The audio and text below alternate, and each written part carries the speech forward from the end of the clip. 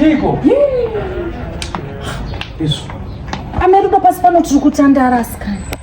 Tiri kutandara zvabva kupi kona iye amaini? Mada. Amairudo munhu anongofufuma akangofa just like that.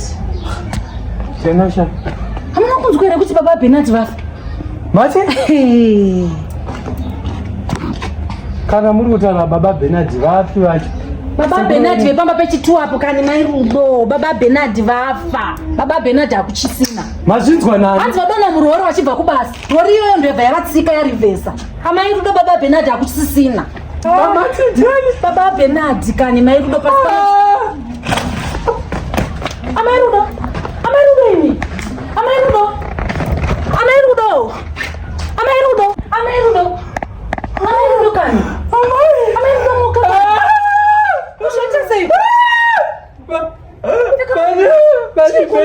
Baba Bernard. Kumbe manya achema kudaro naye Mairudo mukani. Baba Bernard. Baba Bernard vatisiya mukona wadu ya. Masoe.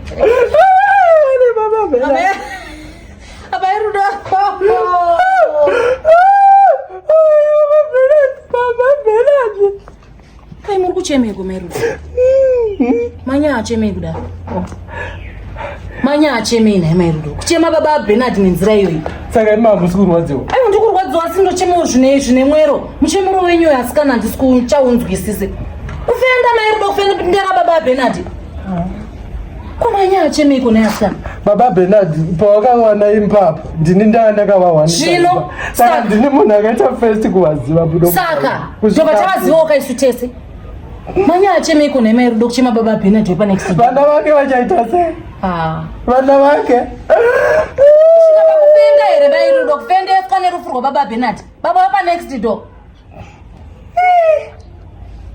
Asikana handi. Kwenda ku? Handi kundama. Tichenda mazoro doka ini. Akusati kwane urongwa ndokwa ndikutobva kwenda kupi? Unonotangira urongwa wacho ndiripo. Mairudo. Kusvika pakufendeswa. Baba Bernard.